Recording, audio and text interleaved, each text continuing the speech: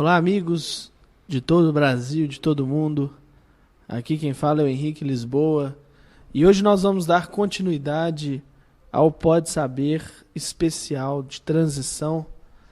Já tivemos vários programas. Se você ainda não escutou, tá aí no link no post, ou então entre no portalsaber.org e escute os nossos Pode Saberes anteriores sobre esse mesmo tema. Já tem um tempo que estamos falando sobre isso. E tem muito material espetacular, importante, reflexões profundas que precisam ser feitas por nós o quanto antes. Hoje nós vamos dar continuidade a esse ciclo de podcasts e hoje vamos falar um pouquinho sobre a pior opção. E se escolhermos o outro lado? E se optarmos pelo outro caminho, que é o que nós desejamos profundamente, queira Deus que não optemos? O que o Chico tem a nos dizer? O que os Espíritos nos falam sobre esses momentos, o que pode estar nos aguardando? Então vamos para a nossa apresentação, os nossos amigos que estão conosco aqui hoje. Olá, amigos, aqui é Denis Perdigão. Um grande abraço para todos. Olá, amigos, aqui é Silvana Saldanha. Olá, amigos, aqui é o Marco Gandara. Um abraço a todos, aqui é Dauro Mendes. E aqui é Marconi Gomes, um abraço para todo mundo. Um abraço do Geraldinho Lemos.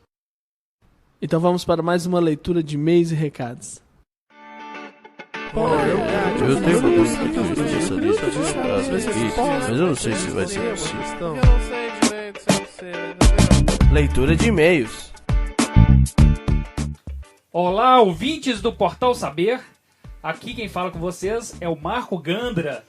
Em homenagem ao nosso amigo Guilherme de Barros, que está adoentado em casa, vamos falar a verdade para você. Ô Guilherme, você está fazendo falta aqui nas nossas gravações, venha rápido.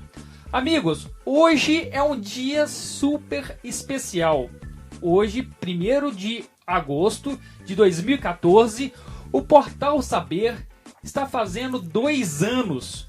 2 anos da divulgação do nosso primeiro podcast. É lógico que nós começamos o trabalho um pouco mais cedo, mas colocamos como uma data marcada o 1º de agosto, que foi no 1º de agosto que nós fizemos uma reunião, e que foi aqui na minha casa.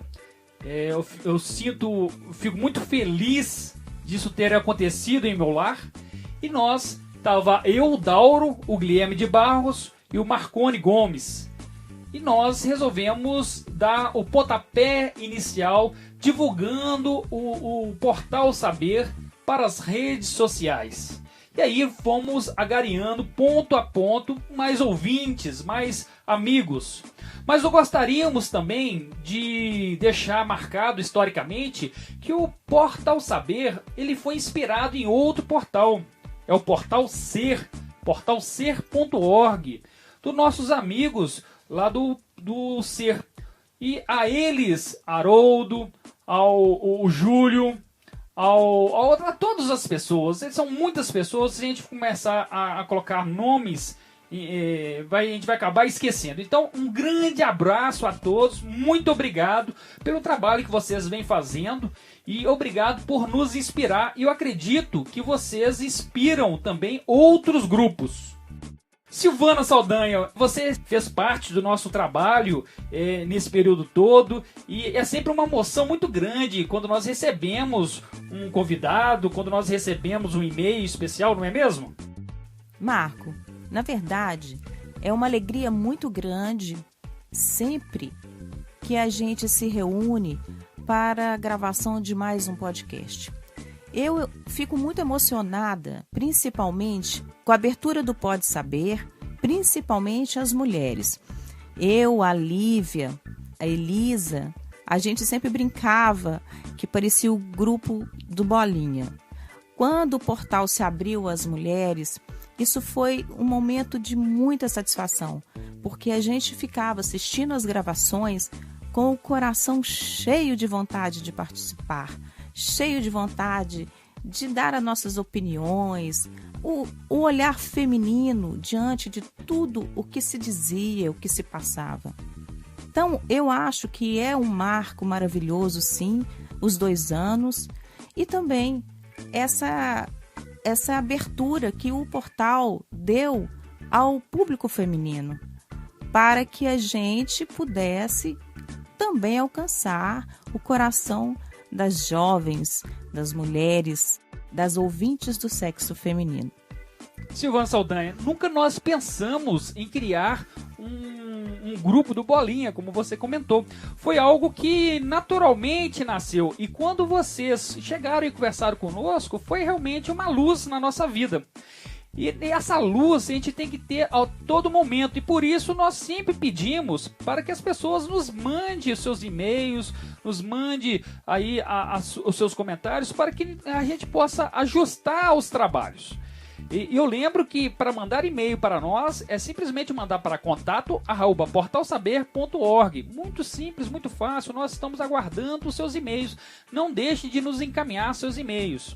Veja só, Silvana. No episódio passado, eu estava comentando das dificuldades que o portal passa pela influência espiritual que não quer que o trabalho vá à frente. Realmente é um esforço que nós temos que fazer a cada dia, e nós pedimos naquela ocasião orações, preces, para que o trabalho possa se perenizar, para que o trabalho possa seguir à frente. E certamente recebemos muitas orações pelo equilíbrio, pela serenidade que nós passamos aí esse último quinzena. Mas nós recebemos um e-mail que foi uma prece escrita. E eu fiquei realmente emocionado com esse e-mail, Silvana. Eu vou te pedir para que você possa ler esse e-mail para nós. Eu acho que esse e-mail veio num momento muito oportuno e ele veio com uma luz. E vamos reiterar o nosso pedido de preces e orações para que o trabalho possa seguir com muita paz, com muito amor, com muita harmonia. Mas nesse instante, lê para nós esse e-mail muito especial do nosso ouvinte. Pois não, Marco. Na verdade, esse e-mail foi enviado pelo Fábio Damasceno. Eu até leria apenas um poema maravilhoso que ele escreveu pra gente. Mas a mensagem que ele nos envia antes é imprescindível. É bom que todos saibam o que se passa no coração do Fábio. Eu vou ler para todos.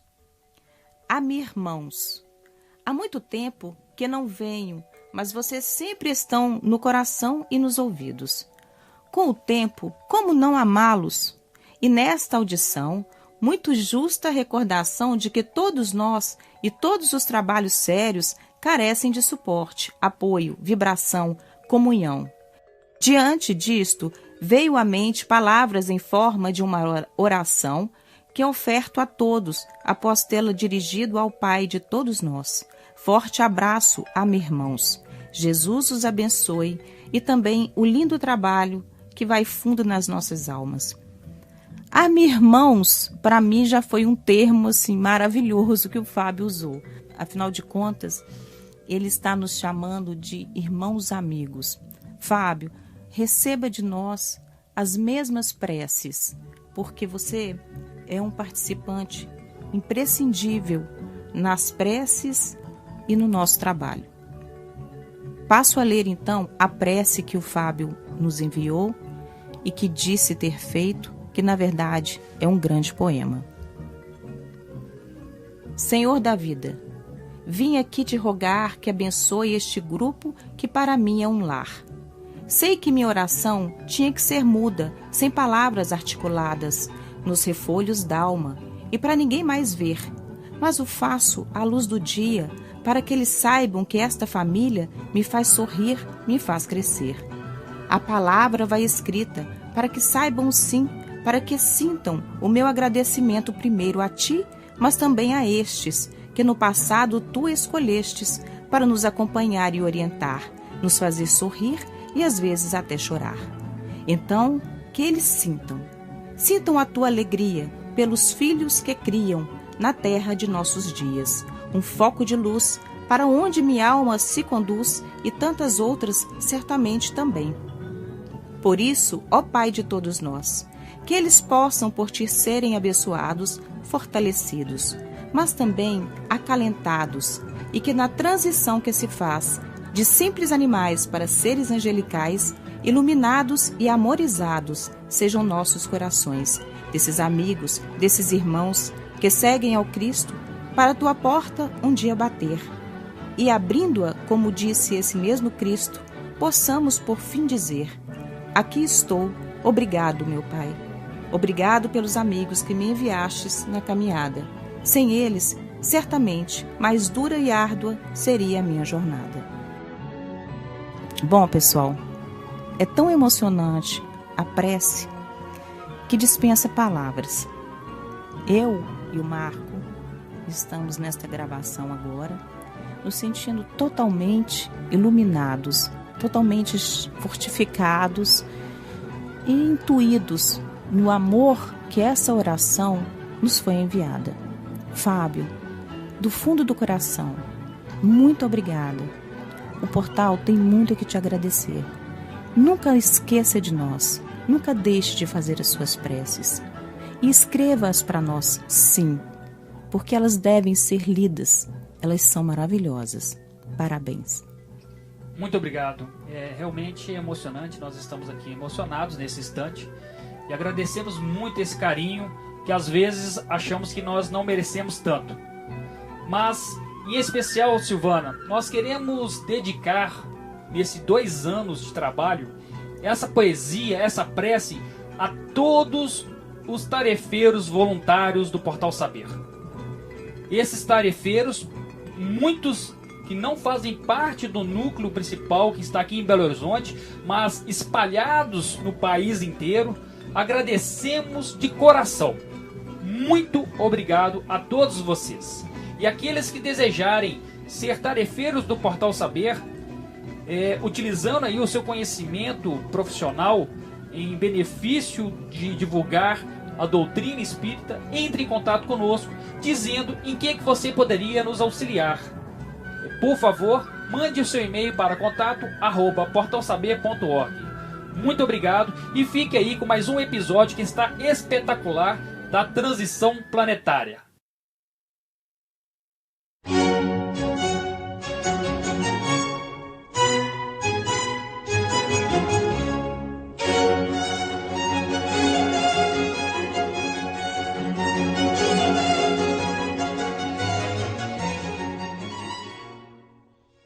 Geraldinho, você já nos falou muito, nos últimos capítulos, de opções fantásticas que nós vamos passar assim que vencermos os 50 anos que recebemos aí de bônus da espiritualidade, que Jesus, no seu amor infinito, pediu para que nós tivéssemos esse bônus.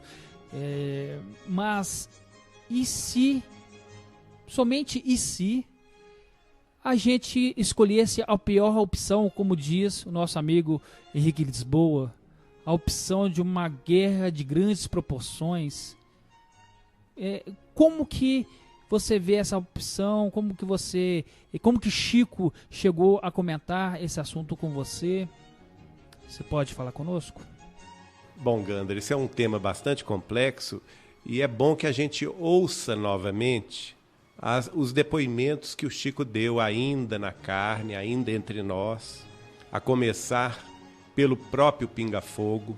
Vamos ouvir, por exemplo, agora, ele falando sobre a nova era, quando uma entrevistadora pergunta a ele como é que nós estamos, entrando numa nova era e o mundo ainda está tão confuso, tão cheio de violência. Vamos ouvir o Chico falando sobre isso, o primeiro Pinga Fogo de 1971, na TV Tupi de São Paulo.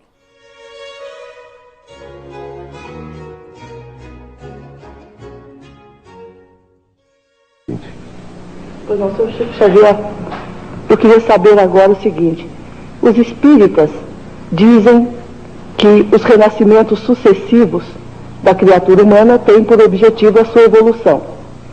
Outras correntes espiritualistas, como os teosofistas, os messiânicos, também dizem que nós estamos no limiar de uma era de grande beleza, a era de Aquário, em que a humanidade será muito mais feliz.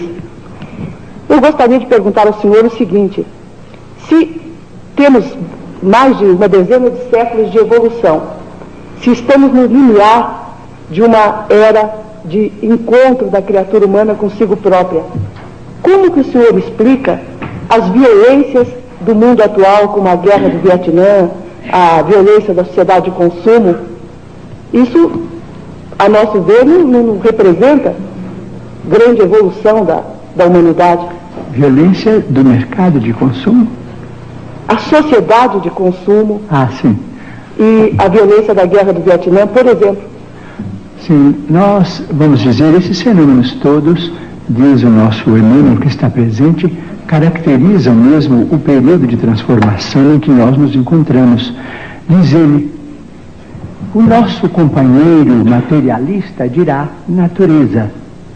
Mas, para nós os religiosos, natureza é sinônimo de manifestação de Deus. Então, Deus cria a natureza, Deus cria a vida, mas o homem, os homens ou as mulheres do planeta são filhos de Deus e podem modificar a criação de Deus. Nós nos encontramos no limiar de uma era extraordinária. Se nos mostrarmos capacitados coletivamente a recebê-la com a dignidade devida. Se os países mais cultos do globo puderem suportar a pressão de seus próprios problemas sem entrarem em choques destrutivos, como por exemplo guerras de extermínio que deixarão consequências imprevisíveis para nós todos no planeta, então veremos uma era extraordinariamente maravilhosa. A própria automação, diz ele, nos está dizendo que nós vamos ser aliviados ou quase que aposentados do trabalho mais rude no trato com o planeta para a educação da nossa vida mental, através de informações e do universo com proveito enorme, proveito incalculável para benefício da humanidade. Mas isso terá um preço, terá o preço da paz.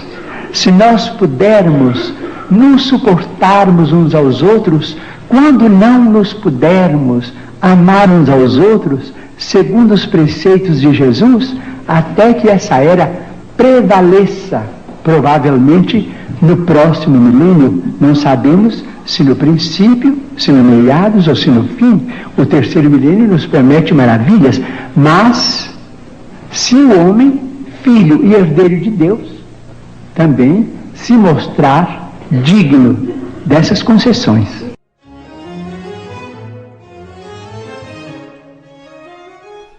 Ô Geraldinho, é interessante isso que você colocou, esse questionamento dessa pessoa em relação à nova era e conturbação social. Como é que pode ser isso? A gente caminhando para uma nova era e ao mesmo tempo vendo problemas, vendo uma humanidade ainda cheia de problemas, cheia de questões ainda mal resolvidas, né? E é interessante a gente ver isso, por exemplo, a teoria do caos. A teoria do caos mostra que muitas vezes um sistema para pular para um novo estado de ordem inicia-se através de um processo caótico, de confusão, de perturbação do sistema, onde ele vai ali até que ele tem uma probabilidade de pular para um estado superior de ordem, gerando uma ordem nova. Então, muitas vezes, esses momentos de caos, de convulsão social, de desencontro, de perturbações, entendeu? De problemas sérios que a humanidade ainda não resolveu, muitas vezes são fases preparatórias, né, que perturbam esse sistema que a gente entende como humanidade, preparando ela para talvez pular para uma ordem superior. Ô Dauro, isso que você falou é tão interessante que é como se a gente tivesse todos os ingredientes para fazer um belo de um jantar, né? Nós temos hoje uma revolução tecnológica enorme, incrível, ou seja, a gente tem a facilidade de se comunicar com as pessoas em segundos, em qualquer canto do mundo. A gente tem supercomputadores, a gente tem a tecnologia na medicina, tem tecnologia em todos os campos. e estamos muitas vezes fazendo mau uso de tudo isso que nós estamos desenvolvendo nesses últimos 100 anos, né? Que houve essa explosão ainda mais fantástica do conhecimento. Então a gente está com tudo na mão, né? Mas tudo muito ainda confuso e sem objetivamente num caminho de construção. Então talvez muitas coisas precisam acontecer para a gente saber organizar esses ingredientes, né? De construir para o bem maior coletivo e não individual, egoísta. Que não vem sendo o caso atualmente, né? Quando o bem não é para todos, né? Não é bem, é privilégio, né? Então hoje nós temos vários confortos que são privilégios, não é um bem comum, não é um bem para todos. De uma minoria. A gente vê isso na própria obra de Kardec, no livro A Gênese, 2 trechos que nós já até comentamos aqui, mas não custa trazê-los de volta. Primeiro, a comunicação do espírito de Arago. Arago tinha sido primeiro-ministro da França. Viveu na época de Kardec, desencarnou antes que Kardec publicasse o Livro dos Espíritos.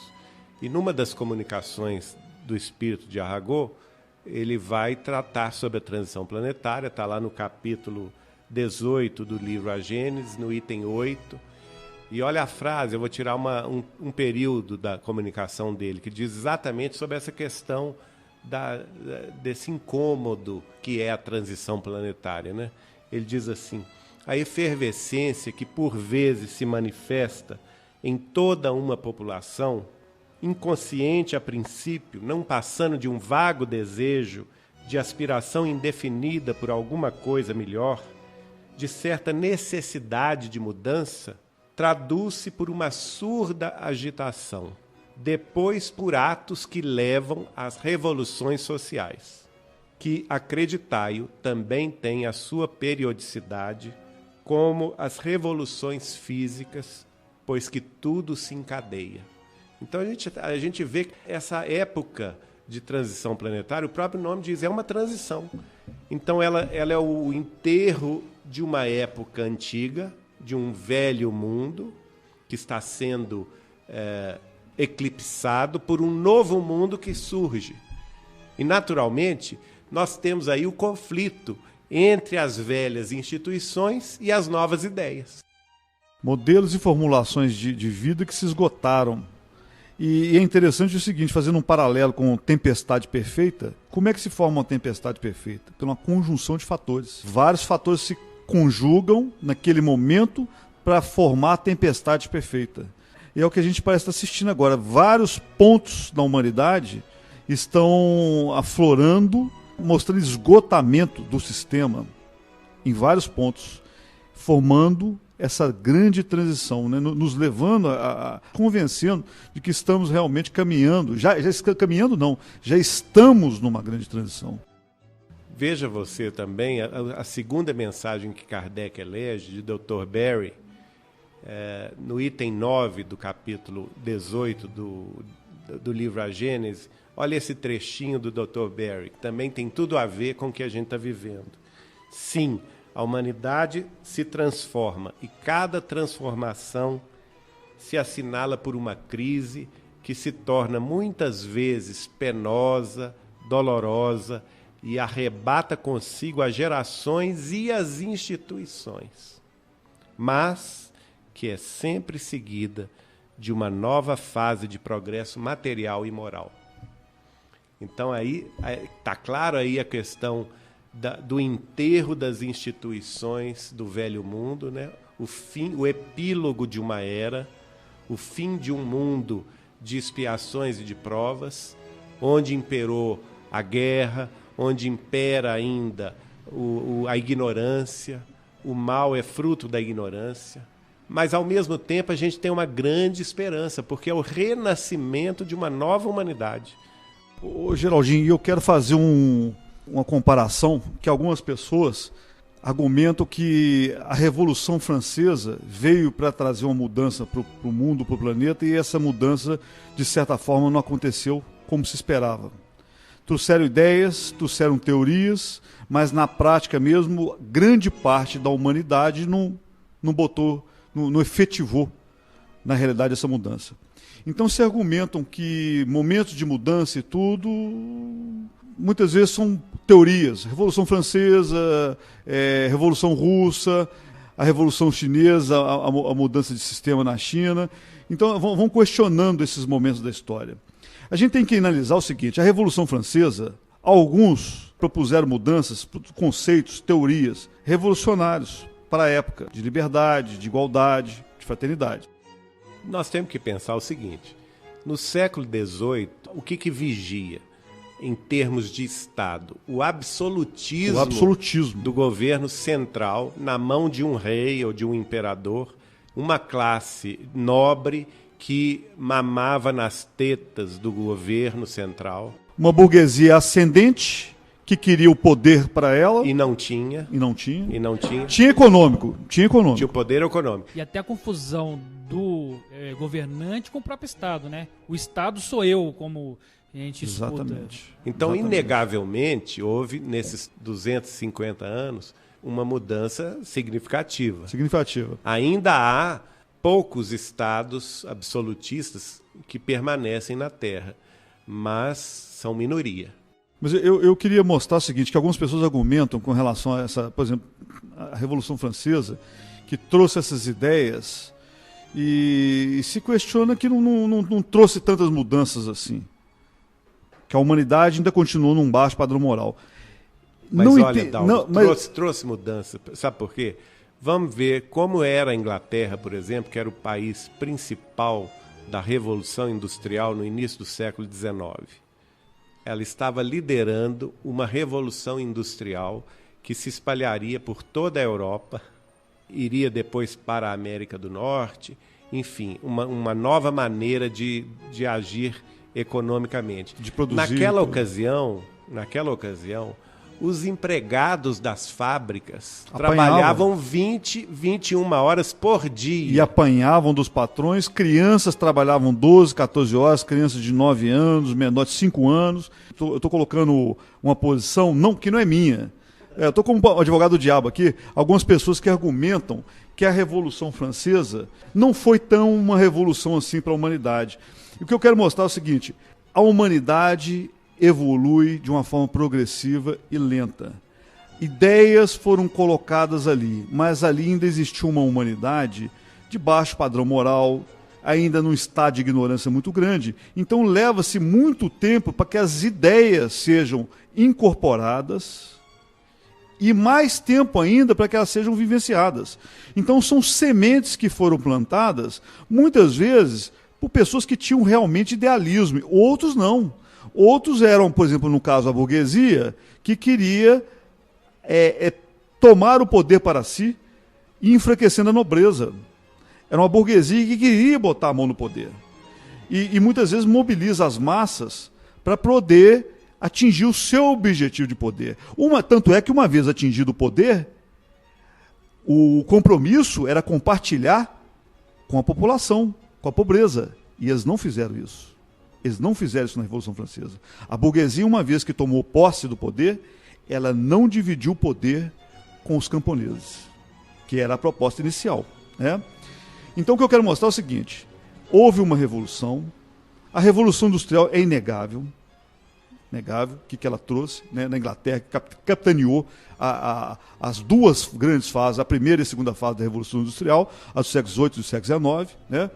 Então, isso é inegável, os avanços que trouxe, né? E nós tínhamos os cortiços, igual você está falando, a questão trabalhista que não existia, a questão de seguridade social que não existia, né? Isso nada existia, a questão do sindicalismo que não existia até o século XIX. Então, todos esses problemas, mas veio uma revolução, um meio de produção econômica e tal.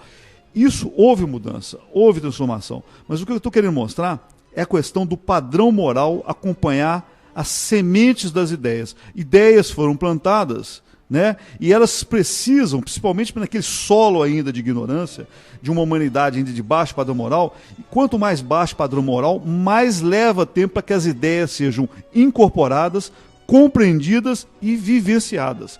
Diferente no nosso momento agora.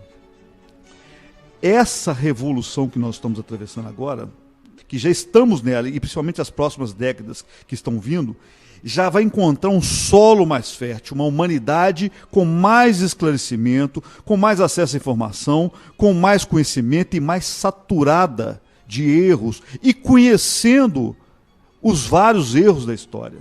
Então, nunca se teve, no momento, tanta possibilidade de efetivar uma mudança e a humanidade, de fato, evoluir para uma transição de forma mais rápida do que revoluções no passado que vieram com essa promessa que não foi totalmente cumprida.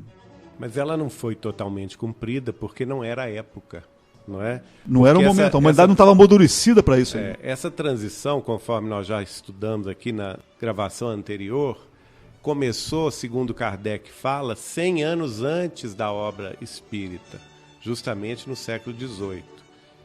E você citou aí a Revolução Francesa, que ocorreu no século XVIII. Quer dizer, começou lá.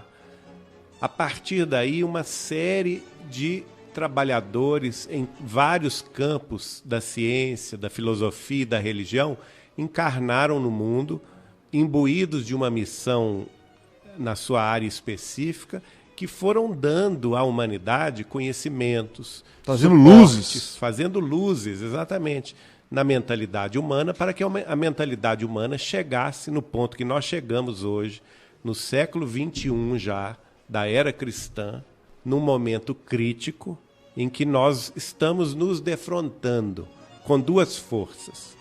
A força do velho mundo, que ainda impera em todas as instituições terrestres, e o ideal de um novo mundo. Fazendo um paralelo aqui que eu posso falar da gente, a luta do homem novo contra o homem velho, né? Numa escala coletiva, né? No fundo, a luta pela reforma íntima, ela extravasa também para a sociedade. Então, o indivíduo social, que é o indivíduo coletivo, ele está passando pelos mesmos dramas evolutivos do ser humano. Então agora vamos fazer a chamada do segundo depoimento de Chico Xavier na TV Tupi, no programa Pinga Fogo, quando o jornalista Saulo Gomes lhe apresenta a pergunta do Luiz Lopes, companheiro da TV Globo.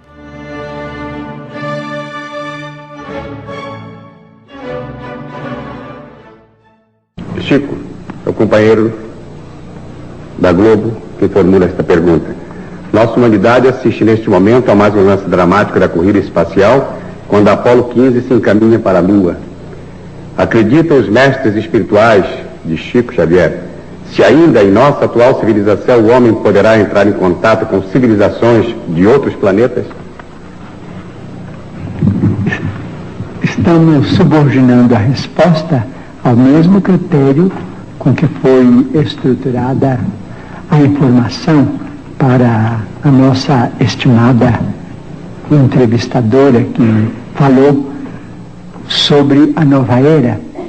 Se não entrarmos numa guerra de extermínio nos próximos 50 anos, então nós podemos esperar realizações extraordinárias da ciência humana partindo da Lua. Então diz o nosso Emmanuel, que está presente, que quando Cristóvão Colombo perambulava pelas cortes europeias pedindo socorro para descobrir um caminho mais fácil para as Índias, muita gente considerou o programa dele como absolutamente inútil para a humanidade, que aquilo era uma despesa absolutamente inócua e que iria pesar demasiadamente no orçamento de qualquer povo, até que ele conseguisse o apoio de Fernando e Isabel, ou então os soberanos de Castela. Mas nós hoje sabemos, depois de 5 séculos quase, mais de 4 séculos, a importância do feito. Então nós não podemos também acusar os nossos irmãos que estão se dirigindo à Lua para pesquisas que devem ser consideradas da máxima importância para o nosso progresso futuro, porque as despesas efetuadas com isso serão naturalmente compensadas talvez com a tranquilidade para uma sociedade mais pacífica na Terra, porque se não entrarmos, por exemplo, num conflito de proporções imensas, então na Lua é possível que o homem construa as cidades de vidro, as cidades estufas, onde cientistas possam estabelecer pontos de apoio para a observação da nossa galáxia. Essas cidades não são sonhos da ciência. Essas cidades, naturalmente, com muito sacrifício da humanidade terrestre, podem ser feitas e provavelmente, vamos dizer, vai se obter azoto e oxigênio e usinas, vamos dizer, de alumínio e formações de vidro e matéria plástica na própria Lua para a construção desses redutos da ciência terrestre. E provavelmente a água será fornecida pelo próprio solo lunar. Então teremos, quem sabe, a possibilidade de entrar em contato com outras comunidades da nossa galáxia. Então vamos definitivamente encerrar o período bélico na evolução dos povos terrestres, porque nós vamos compreender que fazemos parte de uma família universal, que não somos o único mundo criado por Deus. O próprio Jesus, a quem reverenciamos como nosso Senhor e Mestre, disse: há muitas moradas na casa de meu Pai. Portanto, nós precisávamos prestigiar a paz dos povos, a tranquilidade de todos, com o respeito de todos, com a veneração máxima pela ciência, para que nós possamos oferir esses benefícios no futuro, talvez mais próximo do que remoto, se nós fizermos por merecer.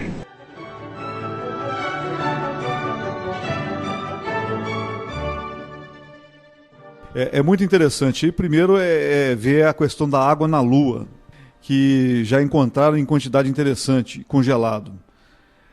Essa questão de encerrar o período bélico dos povos terrestres, isso é fundamental para a sobrevivência da humanidade, né? Aqui que nós comentamos outro dia, que perguntaram a Einstein como é que seria a Terceira Guerra Mundial, e ele falou: olha, a terceira eu não sei, mas a quarta vai ser com pau e pedra. E o Einstein advogava a causa chamada da tese do governo mundial, porque isso é lógico, a gente como coletividade, a união constrói, dá força e constrói. Basta ver os recursos. Quantos cérebros hoje estão pensando em ciência, trabalhando pela ciência? Quanto mais gente estiver ligada e propondo e trabalhando pelo bem, a força de construção é muito maior. Ao contrário da força de oposição, de destruição, de competição. Um puxando para um lado, outro puxando para o outro puxando para o outro. Qual que é a resultante desse trabalho? Zero. Quando todos puxam o trabalho na mesma direção, a resultante do trabalho é positiva. Interessante, Dauros, o que você está falando, porque nós vamos estar discutindo sobre tecnologias nos próximos episódios dessa série Transição Planetária. E você vem nos trazer informações de tecnologias avançadíssimas, infelizmente na área militar, que se não forem freadas, vai realmente levar a humanidade, talvez, à extinção, não é mesmo? Exatamente. Porque o que impediu a humanidade de ir para um holocausto nuclear até agora? Porque todos perderiam. Ninguém quis arriscar a jogar a primeira bomba atômica porque sabe que o outro também mandaria. Então todos perderiam. Todos perderiam. Seria uma destruição planetária. Mas as novas tecnologias que estão vindo, elas não destroem edificações, elas às vezes não matam. Tem algumas que chegam a não matar. Por exemplo, um pelotão. Ela desacorda o pelotão, ela desliga o cérebro daquele pelotão. É o que está sendo gestado. Então isso torna perigoso, porque aí aqueles que detêm essa tecnologia podem arriscar a usá-las para domínio. Por exemplo, desligar um sistema de informática, que nós estamos vendo aí agora que o Barack Obama, né, espionando o mundo afora, né, coisa que nós já sabíamos há muito tempo, todo mundo sabe, espionam indústrias, empresas, empreendimentos e governos, é claro. Mas o volume de informação hoje que está sendo monitorada por esse tipo de agência, os recursos que eles têm são impressionantes. E a capacidade futura que se planeja, por exemplo, em futuras guerras possíveis, de você desligar um sistema de informação de um país. Você travar tudo. Nós vimos isso na guerra do Iraque. Né? Sistemas de radares, sistema de compartilhamento de informação, de transmissão de informação. Quer dizer, você desliga um país, que hoje está tudo fundamentado em informação e energia. Então, se você ataca isso, você desliga um país. Né? Então, isso é muito grave. A gente não... isso que foi falado no final aqui, do Chico, acabar essas fases de guerra, isso é fundamental. Isso é fundamental, porque realmente nós corremos agora perigo, se a humanidade escolher mal, caminhar em direção ao caminho errado. Nós agora temos muito poder na mão e cada vez está chegando cada vez mais poder. Então nós realmente agora nós corremos mais risco. Além de outros problemas, como aquecimento global, como outras coisas, que vai exigir da humanidade superar suas diferenças e se unir de uma forma coletiva e verdadeira para enfrentar problemas mega gigantescos que só coletivamente nós temos condição de resolver. Construtivamente e coletivamente. Pois é, Daura. E em contrapartida, a gente não pode esquecer que a ciência no desenvolvimento desse conhecimento fora do planeta, imagina quanta coisa que foi descoberto para que favorecesse a gente no nosso dia a dia. Quando foram estudar uma forma de criar uma roupa especial, quanta coisa se desenvolveu a partir daí para a gente usar no nosso dia a dia. Uma coisa que não esquenta, uma coisa que não esfria. O saneamento, quanto se desenvolveu nessa área de saneamento, o próprio Marconi pode nos esclarecer isso, da profilaxia. Enfim, quando se desenvolve a ciência para o bem, sem querer a gente descobre um monte de coisa para o bem. A gente traça uma meta e antes de chegar naquela meta, a gente já resolveu um monte de problema do cotidiano nosso. Então, a alimentação, quanto foi desenvolvido, quanto foi modificado, quantos erros a gente cometia e que, com essa tecnologia voltada para o conhecimento espacial, a gente não alcançou. Né? Hoje temos dentro de casa equipamentos que a gente nunca imaginou que tivesse. Até a panela Teflon. A panela Teflon é resultado da tecnologia espacial. Pois é, então é esse tipo de coisa que eu estou chamando a atenção, porque quando você traça uma meta para o bem, o caminho já te traz uma série de coisas que te favorecem. Já não é o mesmo caso de uma tecnologia voltada para o desenvolvimento de uma arma, eu imagino. O que a Silvana coloca é muito verdade, porque há 100 anos atrás não se concebia as pessoas escovarem dente. Hoje não se concebe alguém que não escove dentes. Então, essa questão da ciência evoluiu bastante. A questão maior, que eu já coloquei em outros podcasts aqui, é a separação do desenvolvimento do ser humano e da profissão que ele pratica.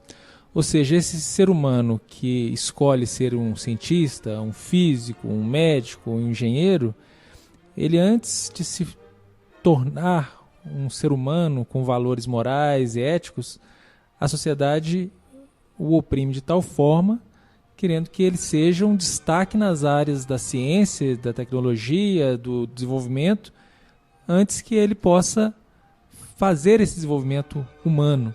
Então, essas descobertas da ciência, que foram em decorrência de outras necessidades não tão boas, se o homem desenvolver melhor, a necessidade primária vai ser para o bem comum, e não o Teflon ser descoberto a partir do momento que você quer simplesmente ganhar uma corrida espacial. Na verdade, nós temos que estabelecer que se nós desenvolvermos nossas melhores qualidades humanas, né, o homem se tornando humano objetivamente e pleiteando o bem comum, então provavelmente toda essa tecnologia vai ser usada para o bem e não para o mal. Isso. Marconi, você falou uma coisa muito interessante, que é o bem comum, e que é exatamente o que Chico estava falando. Se nós não entrarmos em uma guerra de grandes proporções, durante os próximos 50 anos, ele está falando isso em 71, nós teremos um grande avanço na humanidade.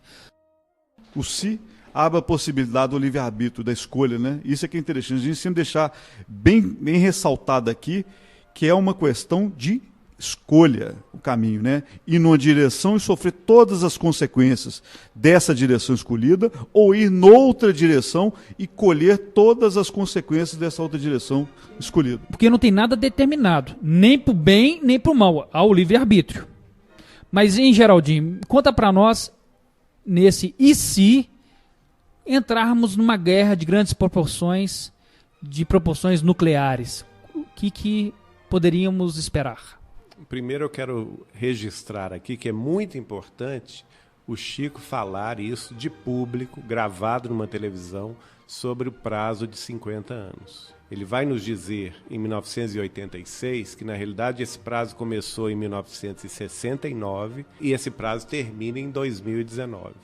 Então existe um prazo aí de tempo em que foi permitida à humanidade uma extensão de prazo para ela se reajustar no caminho da paz. Felizmente, apesar de todos os pesares, nós temos conseguido vencer os anos em paz, embora uma paz armada, mas é a paz que o Chico se refere aqui, a paz da não existência de uma guerra nuclear. Porque está claro, ele diz aqui, se não entrarmos numa guerra de extermínio nos próximos 50 anos, então nós podemos esperar realizações extraordinárias da ciência humana partindo da Lua. E aí ele vai falar, por exemplo, na questão do contato com as civilizações extraterrestres.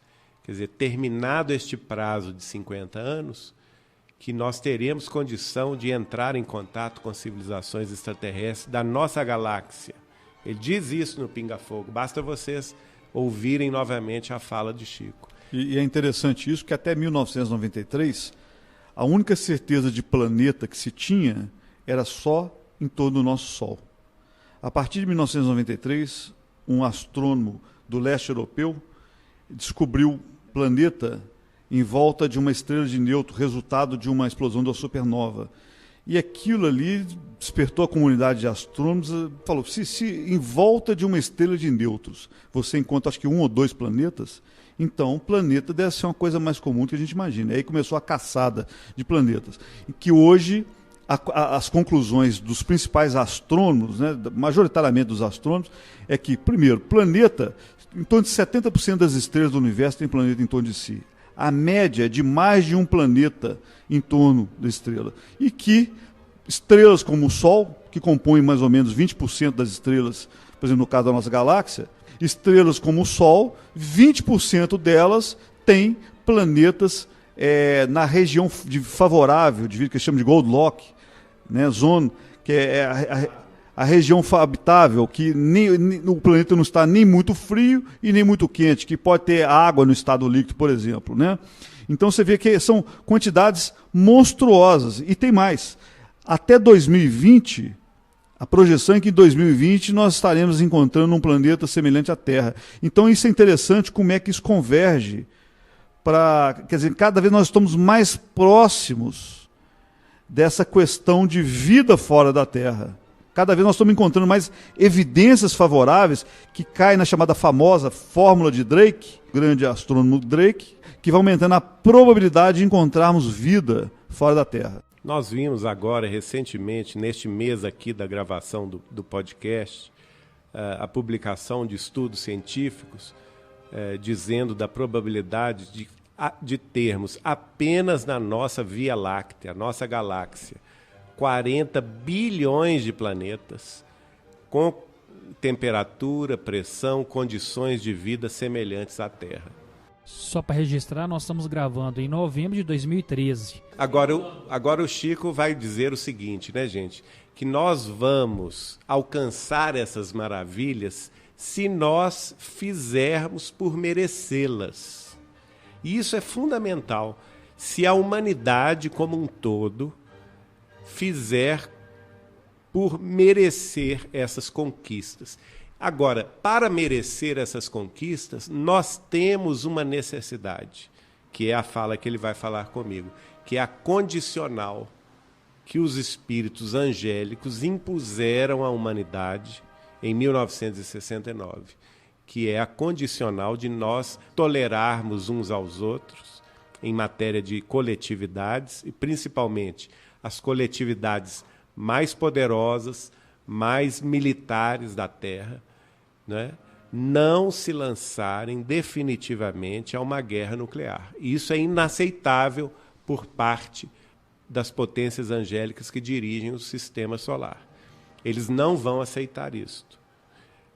E essa condicional pesa sobre nós ainda. O tempo não acabou, né? O prazo não acabou, ainda temos 5 anos e meio pela frente. Eu sou mais otimista, porque já passamos maior parte do tempo, né? A pior parte já passou. Nós já assistimos a uma dissensão da tensão entre as grandes potências, que hoje não existe mais. Os problemas são mais localizados em países menores, de menor expressão, e com isso a gente está chegando rapidamente em julho de 2019 sem o problema da guerra. Agora, o Marco Gandra vai me perguntar, e se acontecer a guerra? O que vai acontecer? O Chico foi claro comigo. Ele falou assim, olha, Geraldinho, porque essa mesma pergunta eu fiz a ele. Ainda falei com ele, Chico, eu vou fazer às vezes aqui do advogado do diabo. Você está me contando das maravilhas da nova humanidade, do mundo regenerado, que surgirá a partir de 2019, com um progresso acelerado. Mas, se acontecer a guerra, o que vai acontecer? Aí ele falou comigo assim, meu filho, Geraldinho, se o homem começar uma guerra nuclear, ele vai apenas começá-la, porque quem vai terminar a guerra é a própria Terra. Exausta, cansada dos desmandos humanos, a própria Terra haverá de abrir as suas entranhas e nós teremos muitos cataclismos que irão impor à humanidade uma dolorosa prova, um doloroso resgate de seus débitos coletivos clamorosos. Geraldinho, então isso é interessante, é o seguinte, reforçando aqui a questão do livre-arbítrio e o que o Cristo nos deixou, a cada um segundo suas obras. A gente colheu o que planta. E o Einstein falando que a quarta guerra seria de pau e pedra, ou seja, a humanidade retroagiria, voltaria a uma fase primitiva da vida, inclusive em termos de tecnologia e de recursos, porque a destruição seria tão grande. E outro ponto, existe, para quem conhece um pouquinho da geologia do planeta e das questões ligadas à geologia, existem situações que estão como se fosse uma faca de pendurada num fio. Por exemplo, você mesmo já citou, e eu já conheci, a questão do supervulcão na região do Yellowstone, do Parque do Yellowstone nos Estados Unidos, que se entrar em erupção, destrói boa parte do planeta. Tem também um supervulcão, não sei se é no Pacífico ou no Atlântico, que é considerado um dos maiores vulcões que tem, que está extinto no momento, dos maiores vulcões do sistema solar, está aqui na Terra. Tem um grande Marte também, mas esse também é aqui da Terra. Tem questão de possível desmoronamento na região do Havaí, que se acontecer um deslizamento de terra, provoca tsunamis de alturas violentíssimas, entendeu? Tem a questão de grandes terremotos também em outros lugares, como o que está previsto por chamado Big One, na Falha de Santa Andréia, em São Francisco. Então, se essas coisas... Tem outro, Dauro, que eu vi um programa inteiro sobre ele na Discovery Channel, que é uma falha que existe justo ali no Haiti, na República Dominicana, e que os cientistas prevêem, ele já está atrasado pelas pesquisas, que já deveria ter ocorrido, e os cientistas preveem o seguinte, se acontecer nessa falha um terremoto na escala de 10 da escala Richter, que ele levantaria ondas de 500 metros de altura que atingiriam a África, o norte da América do Sul, a América do Norte e a Europa. Você vê, então são coisas que a gente vê que são capazes de destruir o planeta num evento. No entanto, estão suspensos. Sendo contidos. Contidos. Isso é muito interessante como é que a gente vê. Porque essa foi a conversa do Chico comigo. Quando ele fala dessas grandes catástrofes, ele fala, elas serão contidas pela espiritualidade maior, confiando que a humanidade alcance o fim desses 50 anos de prazo em paz. E eles trabalharam pela paz e continuam trabalhando pela paz. Eu queria só fazer o último comentário, é o seguinte, mostrando que realmente a temperatura baixou. A temperatura já esteve mais alta, nós já estivemos mais próximos de um conflito mundial, de proporções maiores, e realmente nessa fase final começa a baixar um pouco a temperatura, a pressão para grandes conflitos, por várias razões, que depois nós vamos falar sobre isso. Geraldinho, você nos falou sobre essa infeliz escolha e as suas consequências. E qual seria o papel do Brasil nesse cenário tão triste de uma nova guerra de proporções mundiais? Infelizmente, se isso vier a ocorrer, o Chico vai nos falar que o mundo vai mudar radicalmente. De uma hora para outra, tudo aquilo que nós conhecemos como normalidade deixará de existir. As instituições, as nações, o próprio poderio humano, a questão tecnológica. É curioso que logo quando nós inauguramos a casa de Chico Xavier em Pedro Leopoldo, logo depois, 4 anos depois, no centenário de Chico Xavier, a sobrinha neta do Chico, a Luizinha Gonçalves, passou a frequentar algumas reuniões conosco lá do estudo do Evangelho aos domingos. Ela reside em Belo Horizonte, ela ia, passava o final de semana com a mãe, a Lúcia, que mora lá em Pedro Leopoldo, e participava das reuniões do culto na casa de Chico e voltava de carro comigo para Belo Horizonte. E numa das vezes ela falou comigo, Geraldinho, eu li o livro seu e de Marlene Nobre, Não Será em 2012, aquilo que o Chico fala com você lá, ele falou comigo também, sobrinha neta do Chico. Ele falou o seguinte com a Luizinha, ela me contou no carro, que se a humanidade entrar em guerra, que a própria Terra haveria de trazer cataclismos destruidores e que nós perderíamos grande parte da tecnologia que nós temos hoje.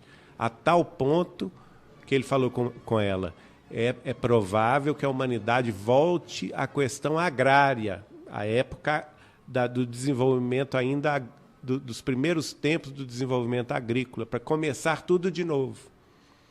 Interessante que ele comigo, isso eu não publiquei no livro, mas ele vai falar isso também. Inclusive ele recomenda para mim, Geraldinho, você tem que aprender a plantar, porque conforme for a situação, se vier uma guerra e a destruição do mundo for muito grande, nós vamos precisar plantar a nossa própria alimentação. Então, nós estamos diante de um cenário realmente que é a chamada pior hipótese. Nós não queremos assustar ninguém. É apenas nós estamos exercitando aqui uma especulação e uma possibilidade que existe. Quer dizer, existe no seguinte sentido, da humanidade cair nesta prova de autossuperação. Que deve ser evitada a todos os custos. Por isso, todos nós temos que sair da atitude passiva, de espectadores da vida e dos acontecimentos, e todos nós nos tornarmos atores, igual nós estamos tentando fazer com esses trabalhos, de buscar realmente integrar uma rede de pessoas que vêm para agir, para construir, para difundir, entendeu? O bem coletivo, ideias, teorias, conceitos que são construtivos. Esse é o propósito, de chamar para isso, que sejamos atores e não espectadores.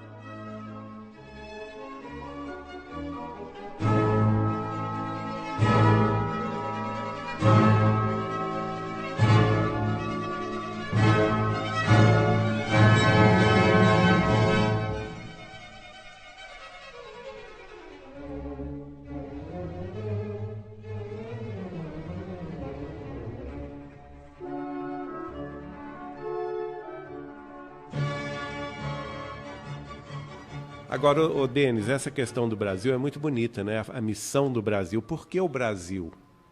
Porque eu pergunto ao Chico o seguinte, tudo bem, essas catástrofes podem ocorrer. O Brasil ficará isento delas? Ele me responde, não ficará isento. Acontece que os efeitos dessa destruição serão menores, sentido de forma bem menor aqui no Brasil.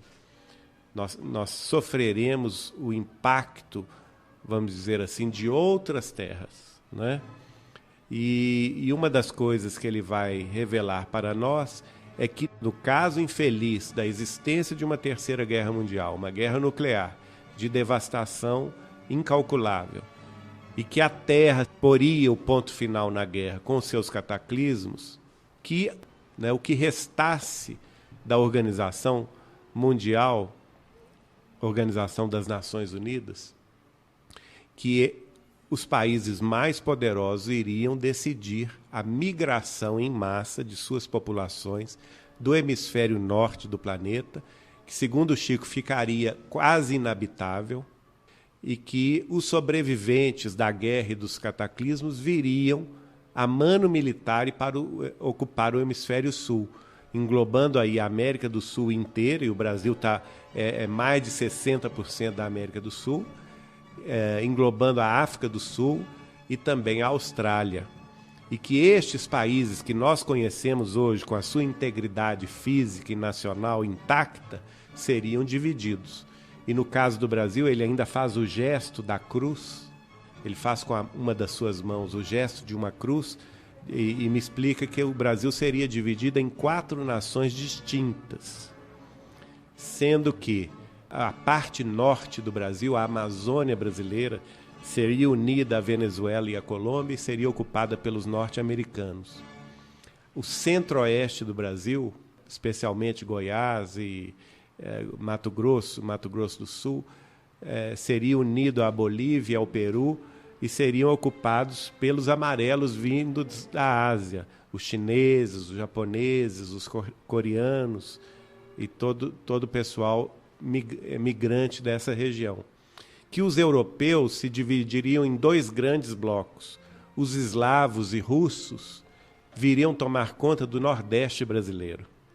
E que os demais europeus, franceses, espanhóis, italianos, alemães e portugueses, viriam tomar conta do sul do Brasil, que se uniria ao Uruguai, ao Paraguai, à Argentina e ao Chile. Então, a nós, brasileiros, restaria apenas a soberania do Sudeste unida a Brasília. Seria o que sobraria do Brasil, neste caso infeliz. Eu fiquei muito assustado na época. Eu falei assim, mas como, Chico? Como o Brasil não é o coração do mundo, a pátria do Evangelho? E, afinal de contas, nós vamos passar por isso? Ele fala dessa questão que eu estava muito enganado a respeito de Brasil, coração do mundo, pátria do Evangelho. Por quê? Por que nós deveríamos esperar privilégios do Brasil, uma vez que o fundador do Evangelho não teve privilégio algum?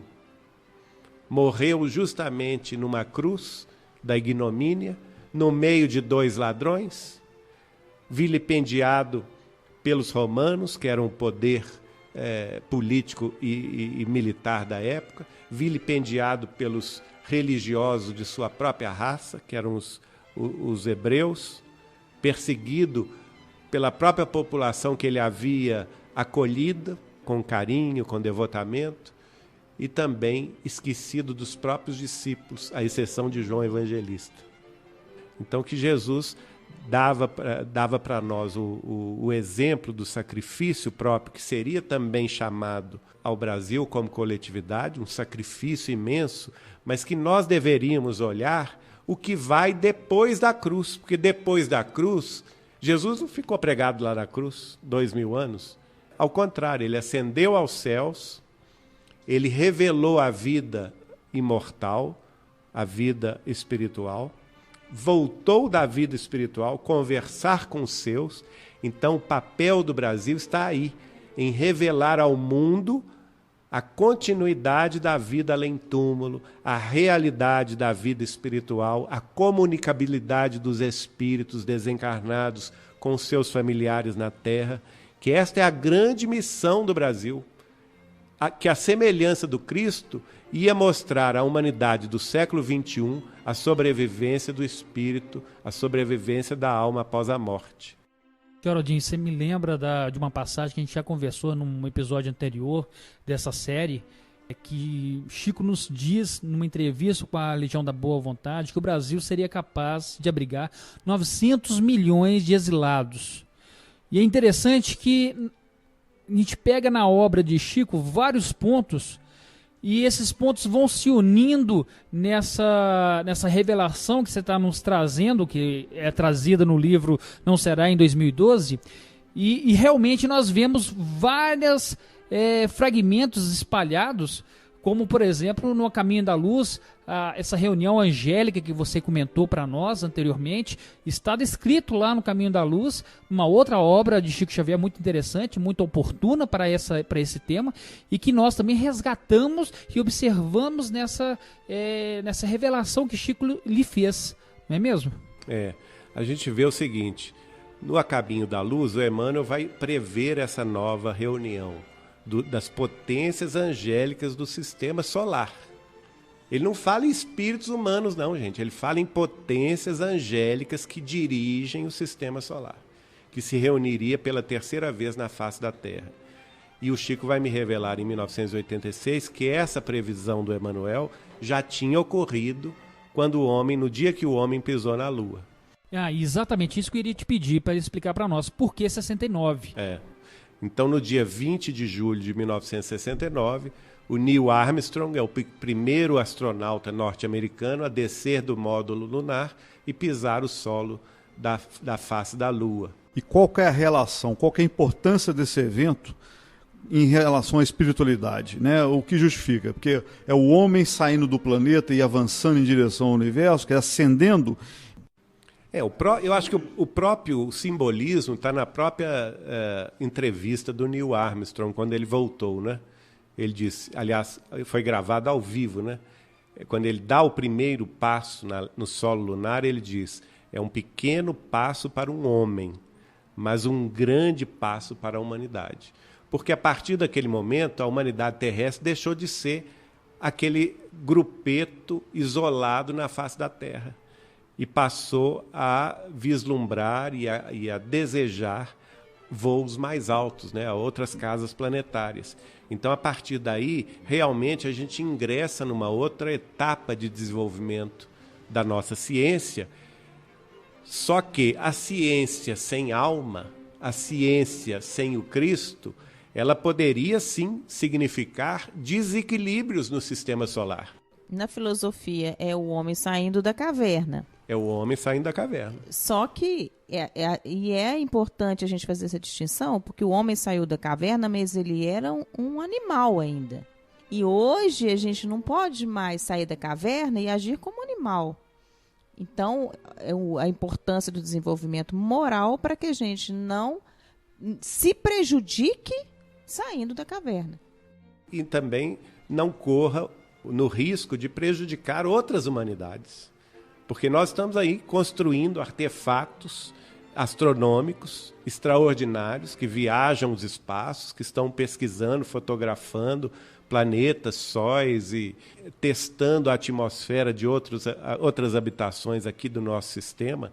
E até que ponto nós podemos interferir nesse equilíbrio? A gente não conhece essas humanidades. E nós sabemos que elas existem em outros planos, mas existem. Então é muito importante isso, né?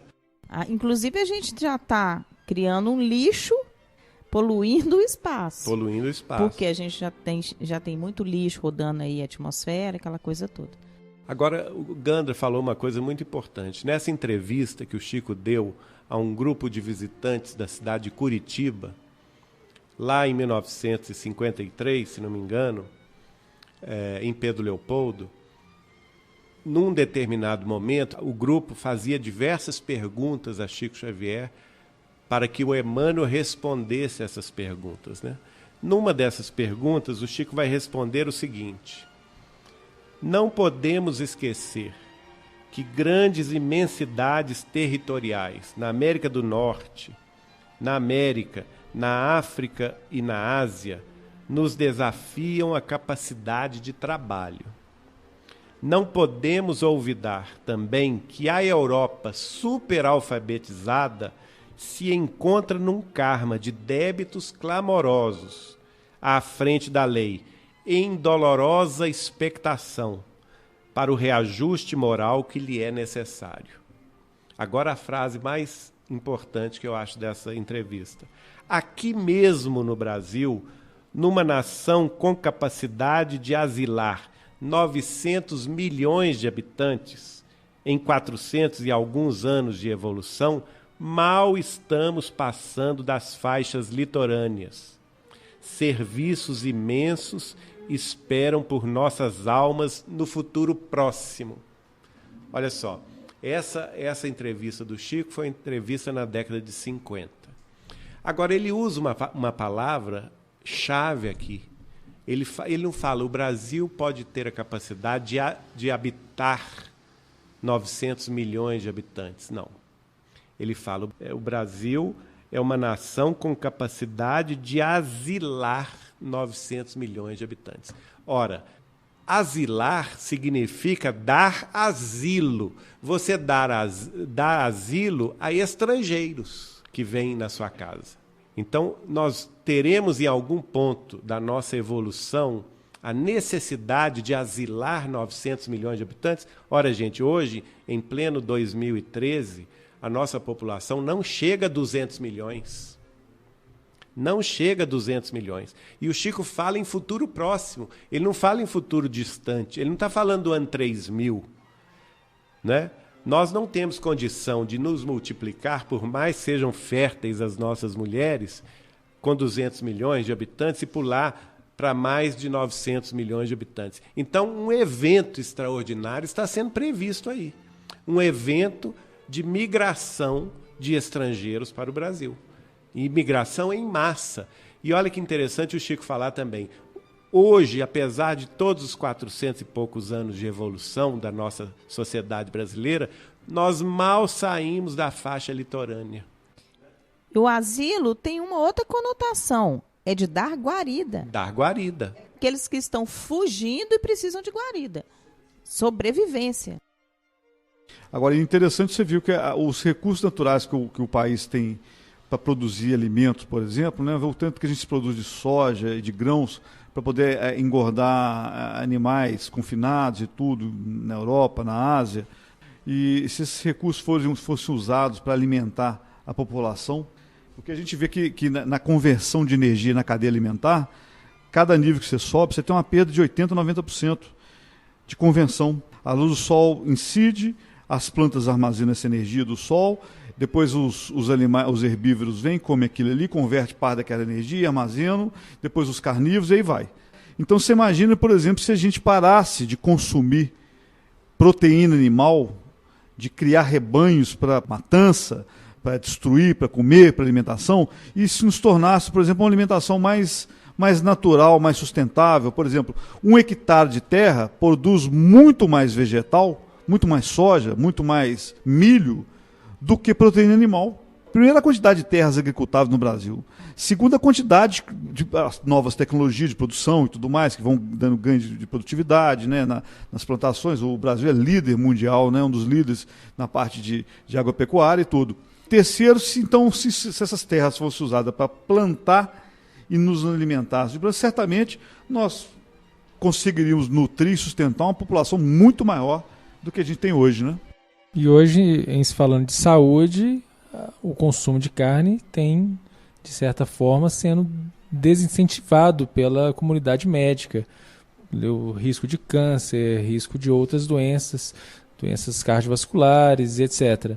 Então, existe também um grande número de pessoas que estão se enveredando pelo caminho de comer menos carne, de uma dieta vegetariana, de uma dieta até vegan, né? Ou seja, esse pode ser um caminho evolutivo do homem, natural, já se preparando para esse período transicional.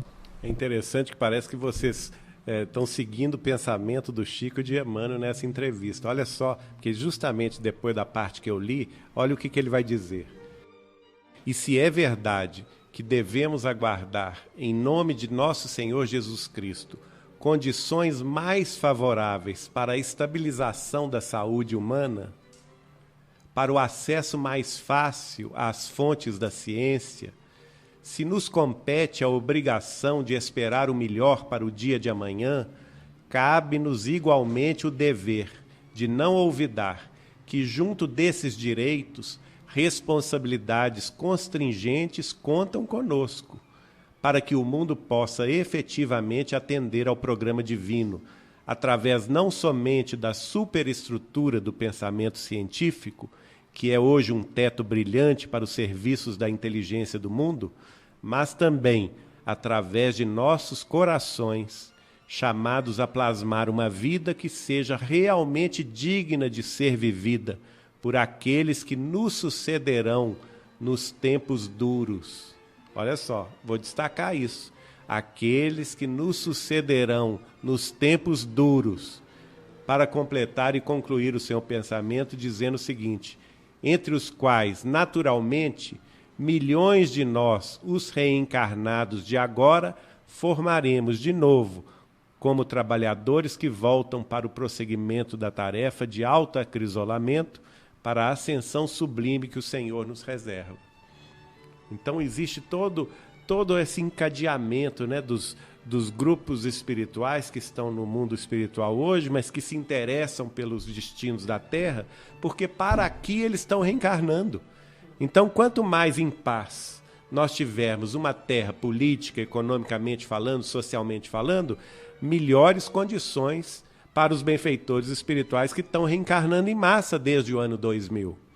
Né? E eles já vão ter um mundo melhor, já vão viver melhor, socialmente falando, culturalmente falando, intelectualmente falando, e nós, por nossa vez, que hoje estamos aqui na carne, estaremos preparando a nossa reencarnação, talvez, no final do século XXI, para uma humanidade mais preparada. Isso que eu ia falar, Geraldinho, você complementou.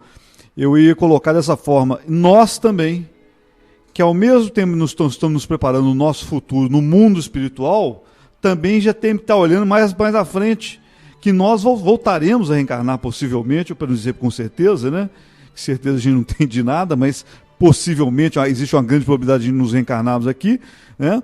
E como é que a gente, desde já, construindo esse futuro que nós vamos desfrutar dele também.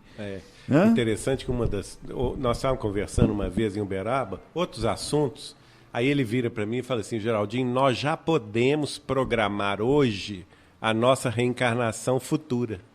Já podemos começar a pensar nela. Olha só, como é que o cara tinha uma visão muito mais ampla, porque a gente está pensando no dia de amanhã, como é que vai pagar as contas, né? Como é que vai sobreviver na sociedade atual. Só que a gente tem que levantar o espírito, pensar no grande amanhã. Não, e a gente, quando pensa em futuro de planeta perfeito, a gente, no máximo, pensa para filho e para neto. A gente esquece exatamente essa questão de que amanhã pode ser minha, né? Agora, Geraldinho, eu tenho uma dúvida aqui. Eu queria saber o seguinte: vai haver um desencarne coletivo, se houver essa catástrofe, né? Serão poucos sobreviventes, 1/3 mais ou menos, eu acredito, né? Esses espíritos desencarnados, o que vai acontecer com eles? O plano espiritual vai estar preparado para recebê-los? Qual será a tarefa desses espíritos desencarnados durante esse período em que não haverá espaço, né, para que eles retornem? Olha, essa é uma pergunta que eu não sei responder. Infelizmente, o Chico não está aqui para respondê-la, né? Mas ele falava, por exemplo, do degredo em massa, que já estava ocorrendo, né? Tem a conversa que ele tem com a Igorina Cunha, por exemplo, a sobrinha de Eurípides Barçanufo, que está no livro Valiosos Ensinamentos de Chico Xavier, do nosso companheiro de Uberaba, César Carneiro de Souza. Ele registra essa conversa do Chico com a Igorina Cunha, né? Ele pergunta para a Igorina assim: Igorina, você tem ouvido os lamentos deles à noite? E a Igorina fala com ele: não, Chico, ouvido o quê? Não, eu ouvido... Ouvindo mediunicamente. Né? Mediunicamente falando, porque ela também era médium, né? E ela fala com ele: não tenho ouvido, mas o que é que você está ouvindo? Que lamentos são esses? Aí ele fala com ela: os degredados, Igorina, eles estão sendo colocados em naves, sendo retirados das sombras e das trevas terrestres, E esses espíritos estão sendo colocados em naves e estão sendo levados para a Lua. E da Lua, eles estão sendo degradados para outro planeta inferior. Ô Geraldinho, aí cabe também um comentário seguinte. Muitas vezes que a pessoa ouve falar de nave, acha uma coisa assim esotérica, estranha, falar em nave no mundo espiritual. E a gente tem que pensar o seguinte: aparelho, dispositivo, equipamento são extensões, ferramentas, instrumentos de capacidade que nós ainda não dominamos. O espírito vai chegar a uma época que, pelo pensamento, pela mente, ele faz tudo. Enquanto ele não chega nisso, ele precisa lançar a mão de ferramentas, de equipamento. Então, muitas vezes, esses espíritos mais atrasados como nós, inclusive para se transportar, eles precisam de dispositivos, de tecnologia. O que é tecnologia? A tecnologia é uma extensão do que nós ainda não temos capacidade de fazer com os nossos sistemas, com o corpo humano, com o corpo físico, com o pensamento, com a consciência, com o poder do pensamento, né? Ou com o perispírito. Então, a gente tem que lançar a mão de equipamento, de tecnologia. Então, transportes, aparelhos que servem para pegar esses espíritos que não conseguem ser movidos de outra forma, então eles têm que ser transportados com equipamentos. E no caso aí, esse tipo de dispositivo. Né? Eu perguntei ao Chico o nome desse planeta. Ele me disse que o planeta chama-se Quiron, ou Quiron, né? Eu não sei como escreve, se é com K, com Q, mas na época ele me revela que é um planeta muito maior do que a Terra, mas cuja condição de vida é semelhante à nossa. Mas que a humanidade desse planeta ainda está nas cavernas. Quer dizer, não saiu das cavernas. É um planeta ainda primitivo.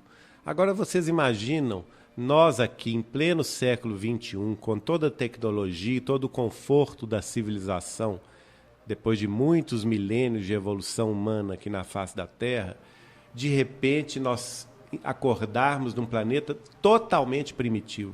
E bruto, né? Selvagem, pesado, agressivo. Então, no fundo, agora, uma coisa curiosa. Jesus é o governador espiritual daquele planeta. E, naturalmente, que as levas de terráqueos que serão levados para lá ajudarão esse planeta a progredir. Né? Como aconteceu, e Emmanuel relata no Caminho da Luz, há 7.000 anos atrás, quando os degradados de Capela vieram encarnar na Terra e deram um upgrade aqui na evolução terráquea. Tanto é que a escrita passa a acontecer depois que os capelinos vieram para a Terra. Né? Então é um processo também que está dentro da lei de solidariedade, que é uma lei universal, em que aqueles que têm mais são chamados a colaborar com aqueles que têm menos. Então, também para aqueles que são degradados, não é o fim da linha, não é o fim do caminho. Eles vão poder, agora, oxalá que nós não estejamos no meio deles, né? Porque todo mundo quer ficar aqui na Terra. Afinal de contas, Jesus fala que os bem-aventurados são os pacíficos, porque eles herdariam a Terra. Agora, para isso, precisamos ser pacíficos. Uma coisa que é interessante você falar, né, que muitas vezes as pessoas vão ficar curiosas, mas espera aí, Jesus, ele é governador de outro planeta e vai levar pessoas daqui para lá? Ele mesmo disse, nenhuma das minhas ovelhas se perderá.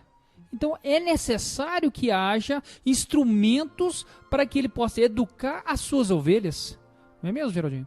E você vê, nós já revelamos a conversa que tivemos com o Chico sobre isso na gravação do podcast sobre o Renúncia, não é? E com o Gilmar Trivelato, que o Chico me revela que o Cristo, Jesus Cristo, não era somente o governador espiritual da Terra, mas de 5 planetas. Cada planeta de uma condição diferente. Um planeta feliz, que gira em torno da estrela de Sírius e que está relatado no início da obra Renúncia, um planeta regenerado, que também gira em torno de uma das estrelas do sistema de Capela, um planeta de expiações e de provas, que é a Terra, um planeta primitivo, que é Quiron, e outro ainda que ele está formando, um planeta que ele está formando na atualidade. Então, ainda na época das grandes revoluções telúricas, né? Do resfriamento desse planeta, desse orbe, com erupções vulcânicas inimagináveis, com uma atmosfera ainda densa. Quer dizer, olha o trabalho submetido à orientação deste único espírito angélico que é Jesus Cristo, né? Daí a nossa reverência extraordinária, a reverência que o Chico tinha com esse nome. Gente, ele falava de Jesus, ele chorava.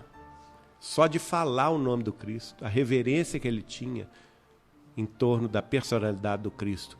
E o amor, aí você vai entender também outra coisa, o amor e a renúncia deste Espírito que em determinado momento renunciou a toda a sua glória para encarnar entre nós, viver entre nós como um homem comum, né? Um pescador humilde, de sandálias nos pés e nada possuindo a não ser a sua palavra, o seu sentimento de amor ao próximo. E você imagina o sofrimento que não deve ser para um espírito desse, baixar o padrão vibratório dele, o estado de existência que ele existe, né, no estado de existência dele, baixar todo esse padrão vibratório, reduzir, para chegar ao estado de se prender um corpo físico, encarnar num planeta atrasado. O sofrimento, quer dizer, não foi só o fato de morrer na cruz e passar por tudo aquilo, não. Você imagina o que não deve ser para um espírito desse, reduzir o seu padrão vibratório, o seu estado de existência superior e se constranger, se restringir, se limitar e se prender a um corpo físico para desempenhar um papel na Terra, como nós. E quantos anos de planejamento, não é, Dauro? Porque no Renúncia, a gente tem informação que Alcione necessitou de 10 anos para a sua reencarnação. A partir do momento que Poros, né, se reencarna, ela toma aquela decisão e pede autorização para reencarnar, para ajudar os seus que aqui ainda estavam, né, ela precisa de 10 anos, conforme o instrutor lhe diz, né, de preparação para que pudesse de fato reencarnar. Alcione, um espírito iluminado, mas, pelo menos afetivamente, muito vinculado a nós aqui na Terra. Imagina Jesus, né, o governador espiritual, quantos milênios de planejamento para que efetivamente, numa determinada data, numa determinada época, ele pudesse concretizar esse plano. Agora, aqui entra 2 pontos também que depois nós vamos trazer para frente. Uma é a questão do tempo. O tempo é uma questão relativa. O tempo para um espírito como Cristo é completamente diferente do tempo para a gente, né? E outro ponto interessante é a capacidade do Cristo. Então, o que para Alcione, né, passou, é que a gente não sabe. O que envolve o Cristo é uma especulação gigantesca, nossa e dos espíritos, para os próprios espíritos, imagine para nós. Né? Então, nós estamos aqui especulando, fazendo um exercício de imaginação, né, baseado com o que a gente conhece. Então, primeiro, a questão relativa do que é o tempo para o Cristo. Segunda, a questão da capacidade do Cristo. Como é que ele trataria uma dinâmica dessa, de um processo desse, não? Não, e inclusive porque o importante naquele momento era que ele viesse como um homem. Porque se ele viesse como um Cristo, ele seria um Deus. E como você pode ser um exemplo se você é um Deus? Se você é diferente, você não está no estado de dizer, você também pode ser como eu. Ninguém se sentiria capaz de ser como Cristo. Porque ele já por si só seria a distância seria muito grande. Então ele veio como um homem, ele veio pobre, ele veio livre dessas amarras. Por quê? Porque o mais importante era que ele mostrasse pelo exemplo. E como mostrar pelo exemplo se você não é carne e osso como todo mundo? Se você não sangra e não sente dor, como dizer para o outro? Exatamente. Sinta-se resignado. Faça confie. isso, suporte isso, passe por isso. Exatamente. E vença. Exatamente. Agora eu vou pegar a deixa de vocês e perguntar para vocês isso. Se o Brasil pretende ser o coração do mundo e a pátria do Evangelho, ele não terá que também passar por tudo isso? Já tem sofrido muito, né? O povo brasileiro já tem sofrido muito, não é de hoje, né? Tem. E é interessante. Mas acontece o seguinte, Dauro, ele tem sofrido internamente. Mas ele tem sido um povo poupado, os próprios espíritos falaram isso. Nós vamos ver no livro Brasil, Coração do Mundo, Pátria do Evangelho, como que a espiritualidade poupou as fronteiras do país para que ele não fosse invadido por outras potências durante o seu desenvolvimento, durante os séculos passados.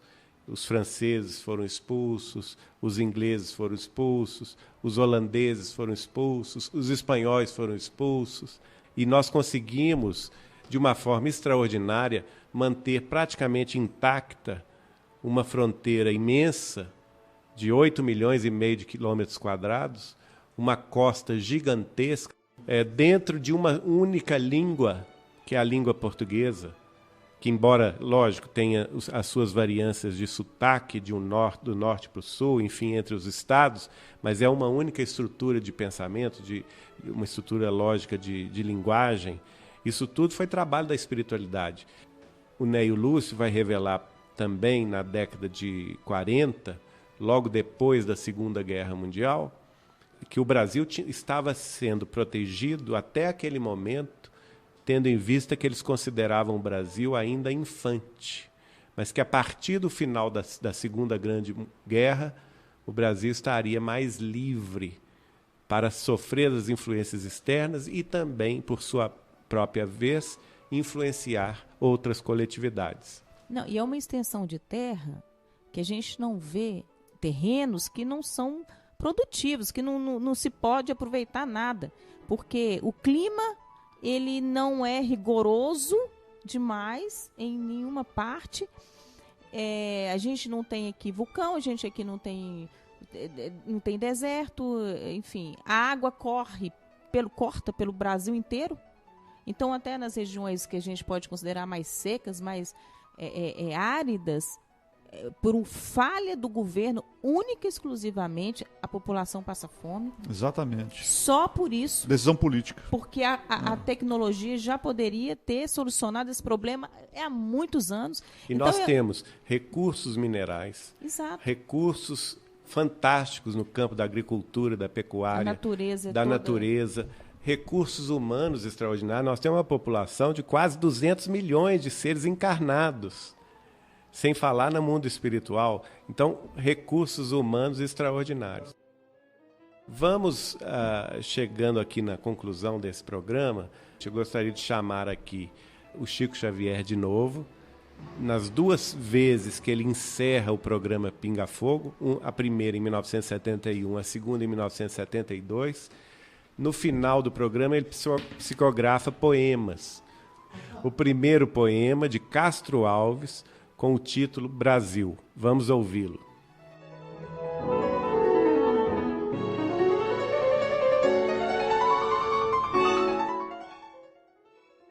Brasil, o mundo a escutar-te pergunta hoje o que é a terra de minha vida. Responde as nações de pé, das montanhas altaneiras, dentro das próprias fronteiras, alonga os braços, Sansão.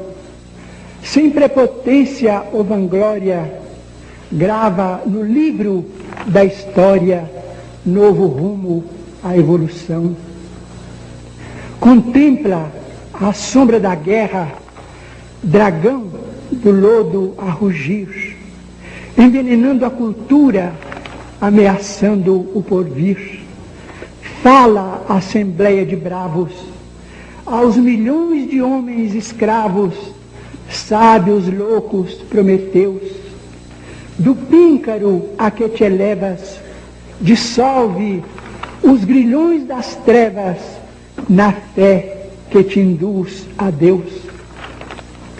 Brada, gigante das gentes, proclama com destemor que o Cristo aguarda na terra um novo mundo de amor.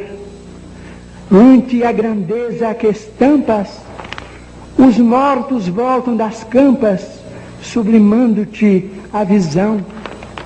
Ao progresso, Fernão Dias, o dever mostra Caxias, Deodoro a renovação dos sonhos do Tiradentes, que se alteiam sempre mais. Fizeste apóstolos, gênios, estadistas, generais. De todos os teus recantos despontam palmas de santos, augustos pendões de heróis.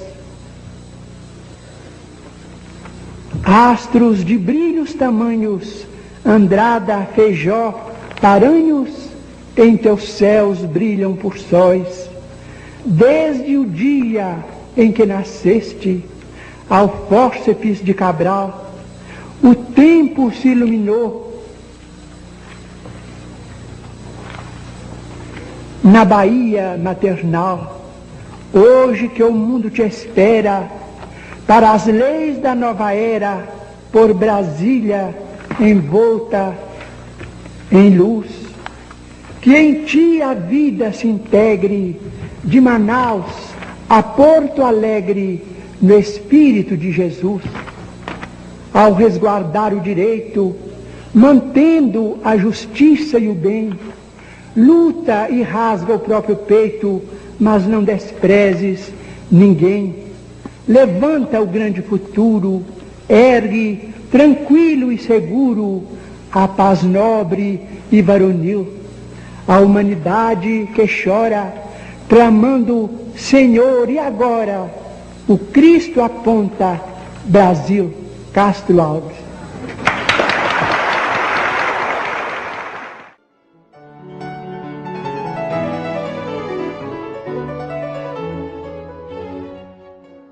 Agora o segundo poema, que é intitulado Segundo Milênio, que foi psicografado pelo Chico, de autoria do poeta paulistano Ciro Costa.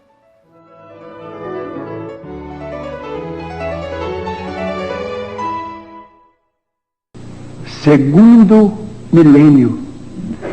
Apaga-se o milênio, a sombra deblatera. Vejo a noite avançar do anseio em que me agito. Guerra e sonho de paz estadeiam conflito de polo a polo. A dor reclama em longa espera. Explode a transição no ápice irrestrito. A cultura perquire, a crença se oblitera. A forma antiga em luta aguarda a nova era. Roga-se tempo novo ao tempo amargo e aflito. A civilização atônita, insegura, lembra um tesouro ao mar, que a treva desfigura, vagando aos turbilhões de maré desvairada. Entretanto, no mundo, a nau que estala e treme, a luz prossegue e brilha, o Cristo está no leme, preparando na terra a nova madrugada. Ciro Costa.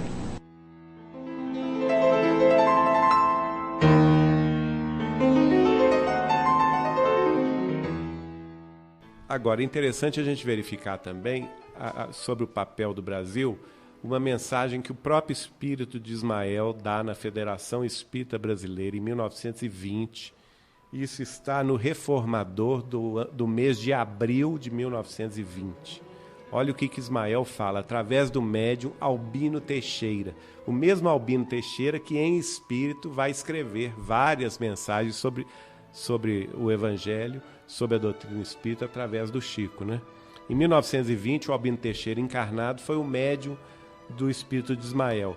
E ele diz assim: a árvore do Evangelho, semeada há 2000 anos na Palestina, eu a transplantei para o rincão de Santa Cruz, onde o meu olhar se fixa, nutrindo o meu espírito a esperança de que em breve florescerá, estendendo a sua fronde por toda parte e dando frutos sazonados de amor e de perdão. Olha que coisa curiosa, né?